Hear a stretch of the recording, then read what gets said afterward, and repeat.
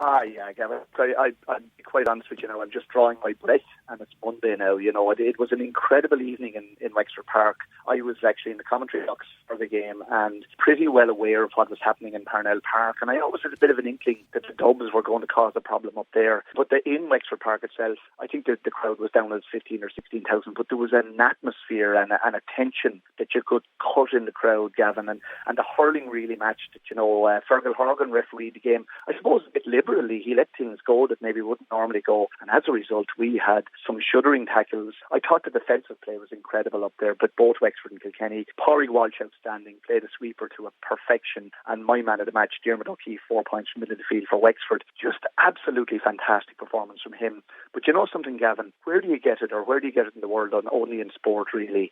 Lee Chin putting the ball down the wrong side of midfield against the wind, keep Wexford in the championship with a free. I mean, I'll be honest with you, I'd say my heart didn't beat for the period when he put that ball down to place it and put it over the bar. It was a great show of steel from Lee Chin, but it was just an outstanding evening. Hurling keeps giving us these games, doesn't it? It certainly does indeed, yeah, and nicely summed up indeed. I'd say it was a real cauldron down there in Wexford Park, Tom, as you say, the hits and the intensity which both teams brought to it, absolutely second to none, and Fergal obviously left it flow, and that contributed, I suppose, to a cracking atmosphere as well. Yeah, and in fairness, Gavin, Kilkenny brought a huge crowd down as well, because the Kilkenny-Wexford games, and now that we're back competitive, it really is after putting the lifeblood back up in Wexford hurling at the moment, and in fairness to Fergal, Gavin, he let it flow, and he really had to, because this game, I mean, the hits in it just incredible. But I suppose there is a bit of maybe, and I'm not blaming Fergal, but there is a lack of consistency, because possibly, there could have been red cards shown. I know Matthew Hanlon got a red card, but it could have been red cards shown in other games for some of the same hits. But I tell you, there was I think the Moroccan ambassador was sitting up in the and after about 20 minutes, I wouldn't have liked to be explaining the rules of hurling to him, because I'd say he was just up and saying there's actually no rules in this game. So it was amazing. It was a great spectacle. And you know what? Full credit to the players as well. They were very manly, both sides. There was no acting, trying to get fellas sent off, and Matthew Hanlon all day on TJ Reid, and worried that TJ is quite the next. But Matthew, he would expect that it was a second yellow, so Fergal caught that really well on the nose as well. So it was brilliant, and just that Kilkenny for their part, I thought Conor Penley was very, very impressive as well. You see, where's hurling going, Gavin, sometimes? You see the likes of Paul Murphy, Joey Holden coming up, two cornerbacks, one after another, putting the ball over the bar. I tell you, I don't know whether I'd like to be chasing those guys around the field now at this stage. It just shows you positions, etc. It doesn't seem to mean anything, but it's no less entertaining for people, Gavin. Absolutely, that's a great point. Yeah, I think there was a couple of Kilkenny backs got on the score sheets, and the movement of both sides. You alluded to Diarmuid O'Keefe. He really brings that bundle of energy around the centre of the field there.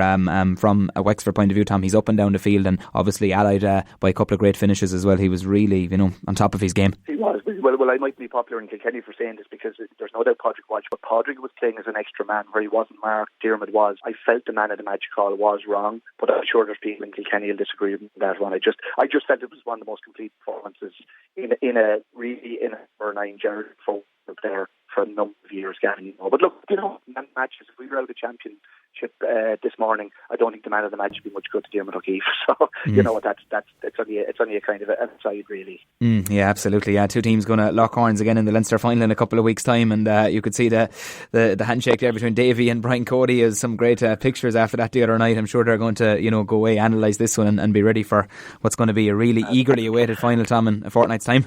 Absolutely. I'd say the Leinster Council are rubbing their hands together, because I would see with the Joe McDonagh with it, and that possibly 60,000 plus out there, so by merit of probably Wexford, and it's just that we have probably a large county well supported, but by merit of Wexford and Kilkenny playing, I suppose you could be talking about having maybe 25,000 people to the normal attendance, or 30,000. So everyone is happy now. I suppose bar Galway, everyone is happy in Leinster at the moment. Yeah, and coolness personified by Lee Chin there at the end, Tom, with that late free, I suppose, to nail the equaliser. Would have been cruel, I suppose, had Wexford lost it, but the grit and determination they showed, I suppose, is one thing Davy brings to his teams, that never say die attitude, and obviously that's very relevant to this present Wexford team. Yeah, I think what's really this Wexford team, they conceded a punch of a goal. They had a turnover which put a point down against the wind 44 minutes into the game.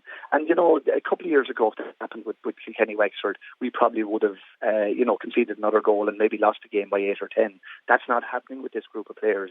And even when Matthew got put off, there was a few minutes left. We were down to 14. We were playing against the wind. We went a point down, and we still had the resilience to come back. Now, I'm not one to blow us out of the water, because I think Kilkenny have a fierce potential for improving. I think the likes of Killian Buckley, another game under his belt. Jeremy, there's a number of players that I think are going to be, obviously Owen Murphy is back, but he's great every day. But I don't think you'll see TJ possibly not scoring from play the next day. There's a lot of room for improvement for Kilkenny as well. I think it's going to be a fascinating final, but it's no more than 50-50 either way, and maybe slightly tipping Kilkenny's balance, maybe by 5%, Kevin. I'll just heap the pressure onto the Cats straight away. Nicely poised indeed, going into a cracking occasion in Croker in a couple of weeks' time. It was a great night as well, Tom, for Dublin. I suppose they've been knocking on the door the last couple of years, and some cruel blows, just missing out on maybe getting into that top three. But you could see the scenes really in Parnell Park the other night, and Matty Kenny, what a job he's done since he came in. 319 to 24 points, harsh on Galway, but I'm sure no one will probably begrudge Dublin getting into the top three. No, and I think they were very, very unlucky there last year. I saw them recently against Carlow 2 or 3 weeks ago, Gavin, and you know something, I just came away from the game saying, by God, that's a professional outfit, and there's not going to be anything nice about going down to Parnell Park for Galway. Dublin are probably a bit underrated. They've some absolutely fantastic players, the Chris Crummies, the Eamon Dillons, I could go down through them all. Like their fullback, Owen O'Donnell, they lost their fullback early the other night. He's one of the best, if not the best fullback in the country at the moment. I'd say this, coming out of Munster, whether it be Cork or somebody like that, they won't have an easy ride with Dublin. And Dublin could very, very simply reach an All-Ireland semi-final this year. People will say, it's for this, it's because they're a very good side. They've been very successful underage up in Leinster over the last number of years. And Matty Kenny, and they just seem to have got it very right.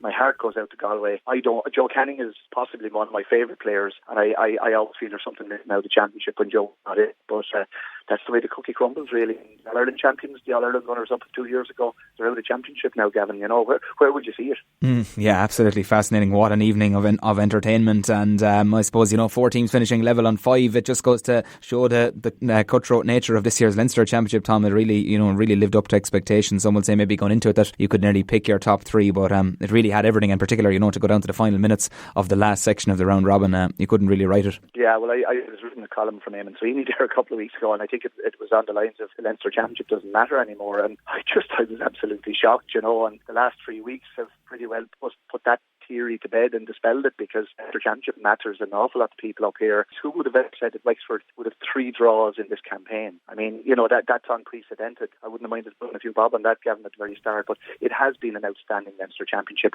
All we need now is a final to match, and it's been a very, very successful year for Leinster hurling. It certainly has indeed, yeah. Who do you feel, Tom, has the edge going into that Leinster final in 2 weeks' time? It'll be very interesting, Gavin. I mean, the two teams, it was all like 2 heavyweights. They just ran into each other, 2 and bounced back off each other, and they're just setting up to run into each other again. I don't think there was any great damage. I know Paddy D in. Paddy was playing very, very well for Kilkenny. 2 of them bounced off each other, and they're going to run. They're going to get up and run harder in each other in the Leinster final. Open bases, I think, will suit the Kilkenny forwards. There's something like that. The likes of Ariel were, like a bit more room. Adrian Mullen, who was outstanding the other night, and Colin Fennelly was very, very dangerous. So I think spaces will suit Kenny. But bear in mind that this is an incredibly fit Wexford team as well, Gavin. So I nearly need to kind of wait for a week, catch my breath, and make a call on it maybe in a week or a week and a half's time. But it's going to be a mammoth game. Certainly is, yeah. Evenly poised going into it. I'm sure everyone is going to be hooked to it in a couple of weeks' time. Just briefly touching on Munster, Tom, Limerick and Tip going to meet in the final. Some would say a lot of shadow boxing maybe went on in Thurles yesterday. Tip prevailing by 4 in the end, but it really wasn't a great spectacle. No, I mean, I was watching, Limerick. I suppose the first thing I'd say about it, Gavin, I suppose Clare were very dependent on Limerick winning yesterday, and possibly might have been a little bit disappointed that some of the players, some of them came on, but they didn't start, some of the players, and that is the downside of it. It was grand at Leinster because everyone had to kind of mind their P's and Q's going into the last round.